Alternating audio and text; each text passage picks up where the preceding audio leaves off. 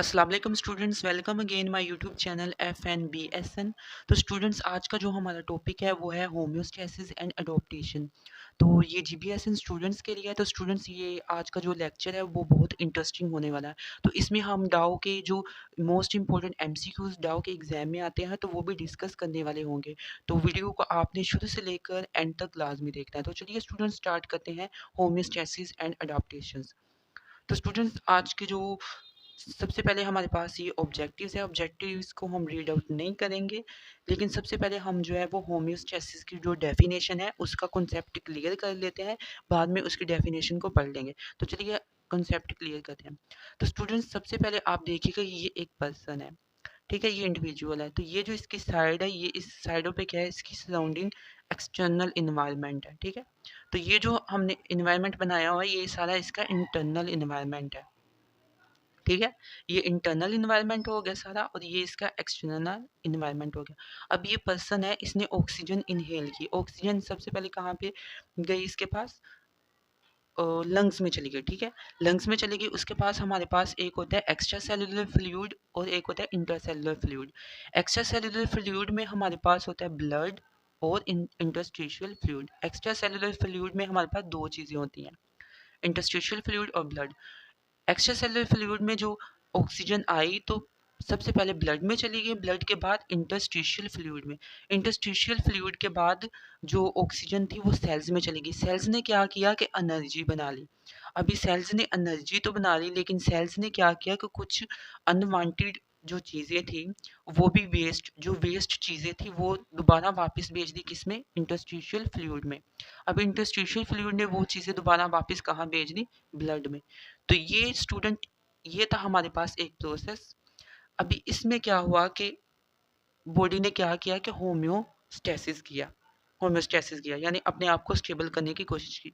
इसी तरह से एक और एग्जांपल है कि ये हमारे पास एक पर्सन है।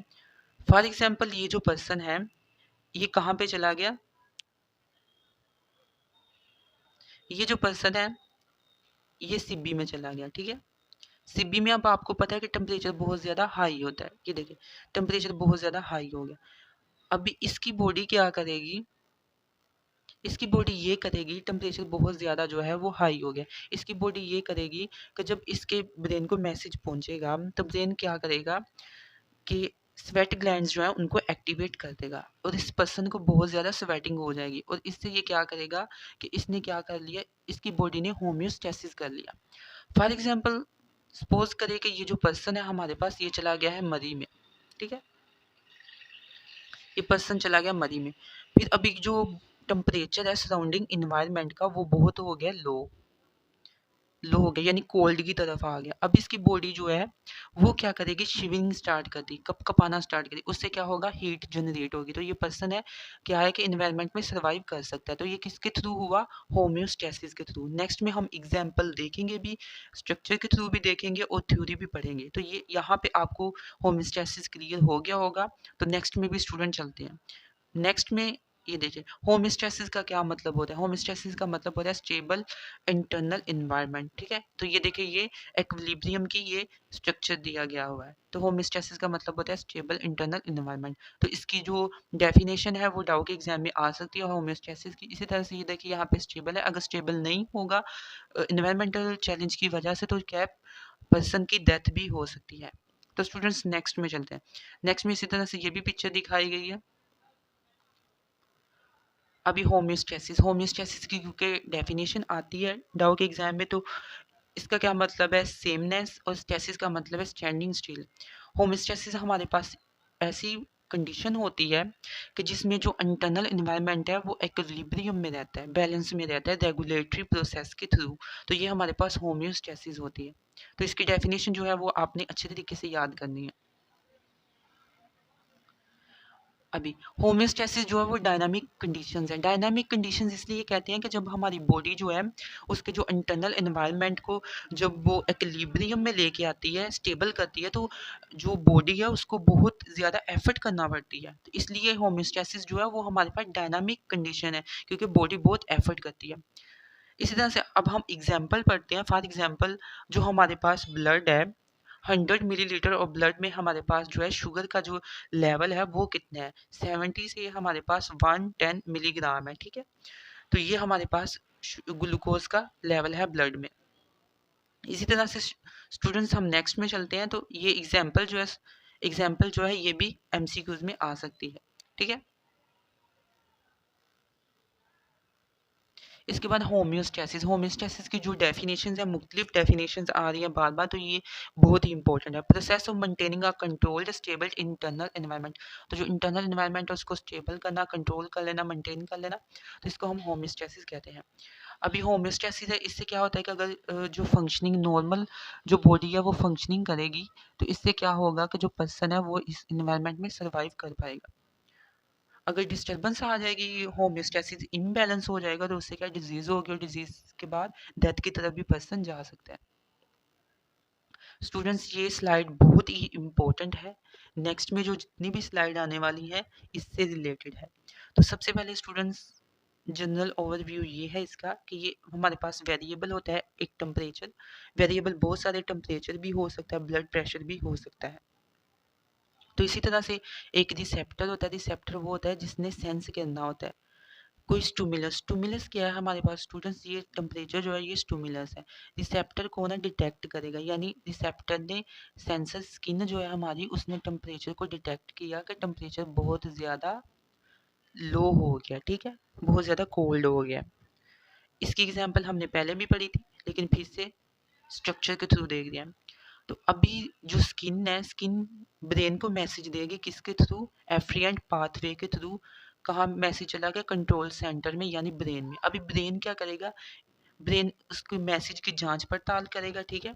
इसके बाद ब्रेन जो है वो एफरेंट पाथवे के थ्रू अफेक्टर को मैसेज देगा। अफेक्टर हमारे पास स्केलेटल मसल्स है, वो कहेगा कि बॉडी में जो है सराउंडिंग जो हमारा एनवायरनमेंट है वेरिएबल है, बहुत ज़्यादा जो टेम्परेचर है वो लो हो गया है, बहुत ज़्यादा सर्दी हो गया, कोल्ड टेम्परेचर हो गया, तो आप ऐसा करो शिवरिंग करवा दो। तो स्केलेटल मसल्स जो है वो शिवरिंग करवा देंगे, जिससे बॉडी में क्या है हीट जनरेट होना शुरू हो जाएगी, ठीक है। तो इसी तरह से जो इंसान है वो सर्वाइव करेगा। तो ये आपने रिसेप्टर याद रखना है। रिसेप्टर जो है हमारे पास स्किन था, सेंसर डिटेक्टर भी कहते हैं कि स्टिमुलस हमारे पास कोई भी हो सकता है, टेम्परेचर हो सकता है जिसकी वजह से स्किन ने उसको डिटेक्ट किया है, ठीक है। तो कंट्रोल सेंटर हमारे पास ब्रेन है, और इसी तरह से इफेक्टर जो है वो स्केलेटल मसल्स है। तो नेक्स्ट में स्टूडेंट चलते हैं, नेक्स्ट में क्या है, नेक्स्ट में हमारे पास फैक्टर अफेक्टिंग होता है होम्योस्टेसिस। फैक्टर अफेक्टिंग होम्योस्टेसिस ये होता है कुछ हमारे पास जो वेरिएबल्स होते हैं, यहाँ पे हम देख लेते हैं। देखिए मेटाबॉलिक एक्टिविटीज़ की बात कर लेते हैं। मेटाबॉलिक एक्टिविटीज़ ये होती है कि हमारी बॉडी में जितनी भी न्यूट्रिएंट्स जाती हैं उनकी जो है वो मेटाबॉलिज्म होती है। अगर मेटाबॉलिज्म जो है अगर फास्ट होगी तो बॉडी का टेम्परेचर जो है वो बहुत ज़्यादा हाई हो जाता है। तो मेटाबॉलिज्म का जो प्रोसेस है वो भी नॉर्मल रहना चाहिए, ठीक है, कॉन्स्टेंटली। इसी तरह से हमारे पास ये देख ले टेम्परेचर, एसिडिटी, टेम्परेचर भी वेरिएबल है, जैसा कि हमने प्रीवियस स्लाइड में पढ़ा। एसिडिटी जो है वो ज़्यादा एसिडिटी और साल्ट्स वगैरह भी, और एसिडिटी होना सही नहीं है। इसी तरह से जो वाटर है हमारे पास are some of the external factors. इसी तरह से स्टूडेंट्स नेक्स्ट में चलते हैं हम। अभी हमारे पास है टू मेजर सिस्टम्स इन्वॉल्व्ड। तो एमसीक्यूज ये आता है कि होम्योस्टेसिस में हमारे पास कौन से वो टू सिस्टम है जो इन्वॉल्व होते हैं। तो हमारे पास एंडोक्राइन सिस्टम इन्वॉल्व होता है और ऑटोनॉमिक नर्वस सिस्टम इन्वॉल्व होता है। अब इनका क्या काम है ये हम नेक्स्ट में पढ़ेंगे कि आखिर उसने ये टू सिस्टम इसमें इन्वॉल्व क्यों किए, ठीक है। तो स्टूडेंट्स ये आपने याद रख लेना है। तो ऑटोनॉमिक नर्वस सिस्टम एमसीक्यूज आता है कि टू मेजर सिस्टम कौन से हैं। तो एमसीक्यूज में ऑटोनॉमिक नर्वस सिस्टम भी दिया होता है, एंडोक्राइन सिस्टम भी दिया होता है। तो नेक्स्ट में स्टूडेंट चलते हैं।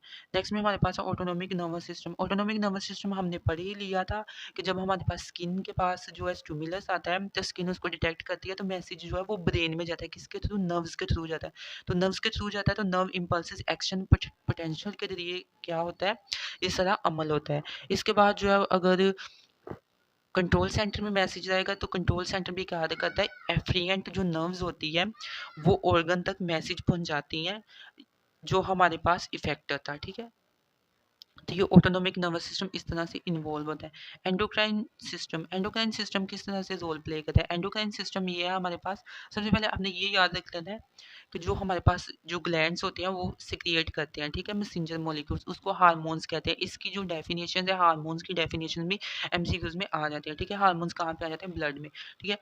तो यहाँ पे जो है एक चीज़ ये भी है, ये भी बहुत इंपॉर्टेंट है, नर्व इम्पल्सिस जो हमारे पास होती है वो रैपिड चेंज लाती हैं, लेकिन जो हार्मोन्स होते हैं वो स्लोली वर्क करते हैं, ठीक है।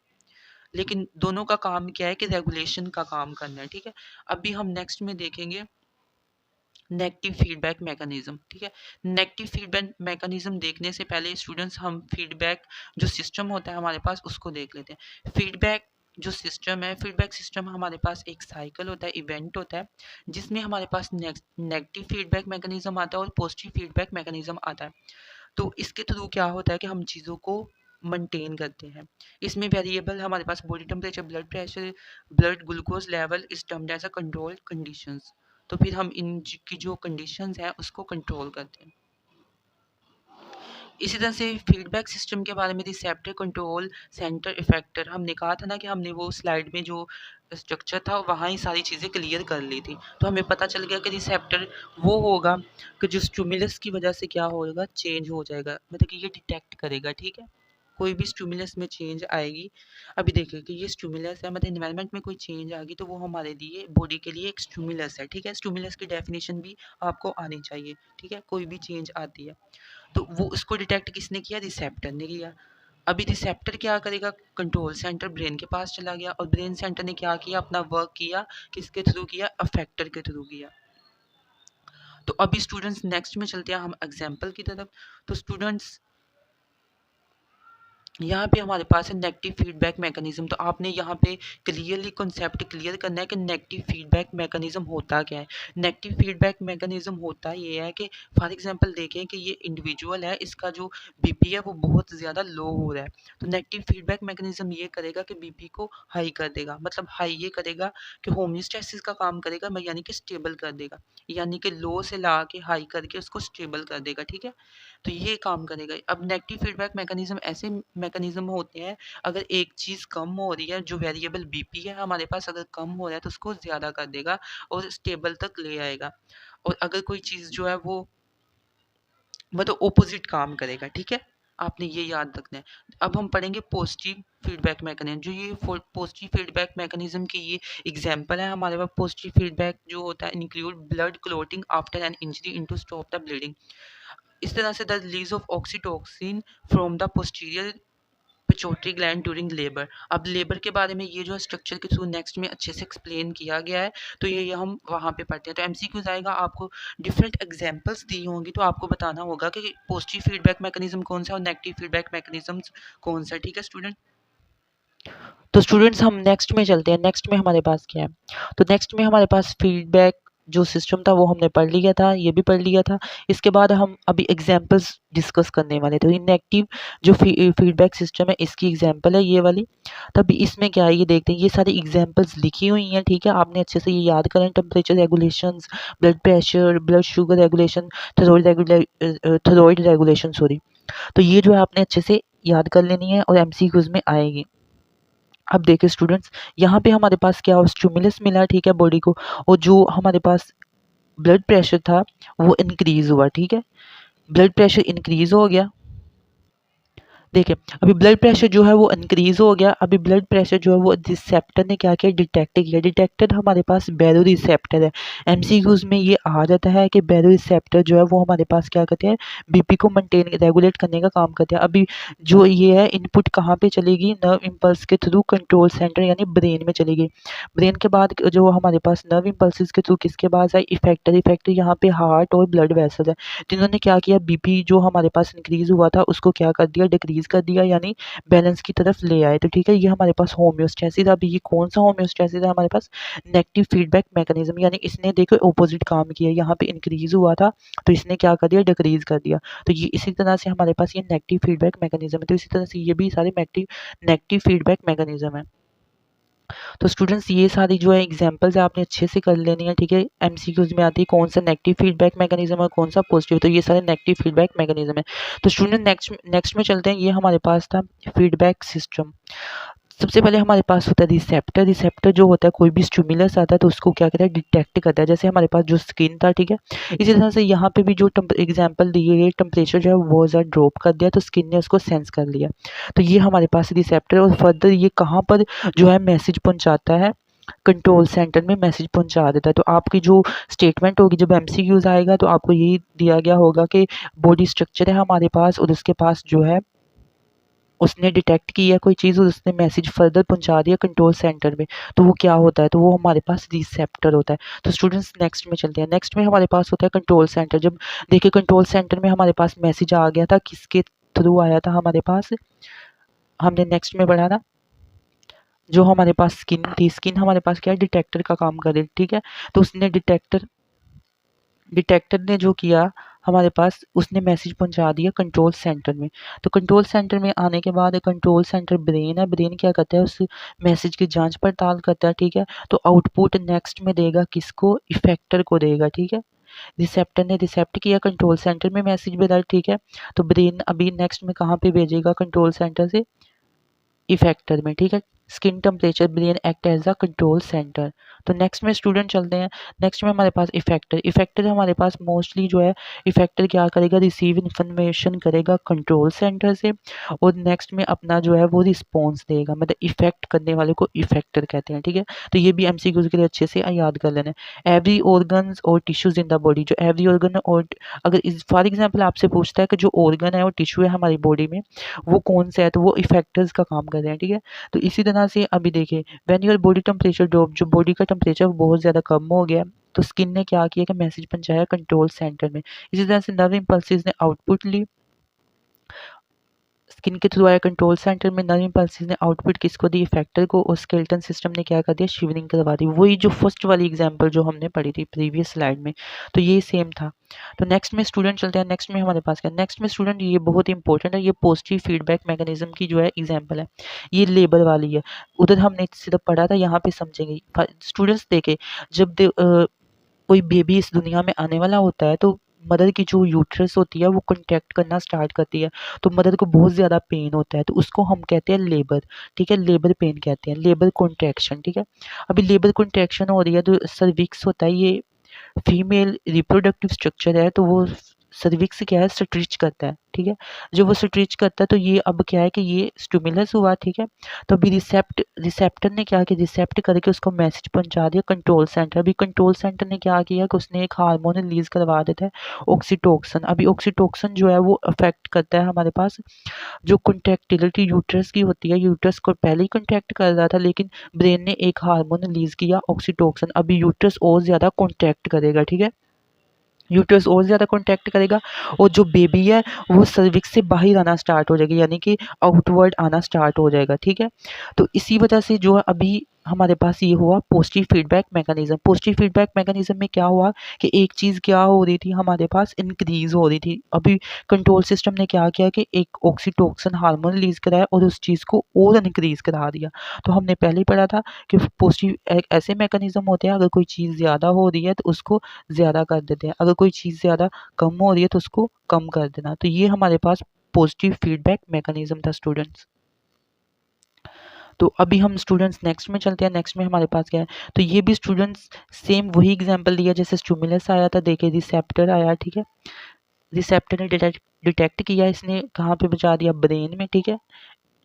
इसी तरह से ब्रेन ने क्या किया, ऑक्सीटोक्सिन रिलीज करवाया था, यूट्राइन की जो मसल्स थी वो ज़्यादा कॉन्ट्रैक्ट होना स्टार्ट हो गए। अभी जो थी कॉन्ट्रैक्शन फर्दर डिसऑर्डरेशन, कॉन्ट्रैक्शन बहुत ज़्यादा और बढ़ गई थी, और जो बेबी था वो आउटवर्ड आना स्टार्ट हो गया था। तो नेक्स्ट में स्टूडेंट चले, तो स्टूडेंट्स ये था हमारा आज का लेक्चर। अगर आपको ये वीडियो अच्छी लगी हो तो कमेंट, लाइक और चैनल को सब्सक्राइब कर दीजिए। Thank you so much students.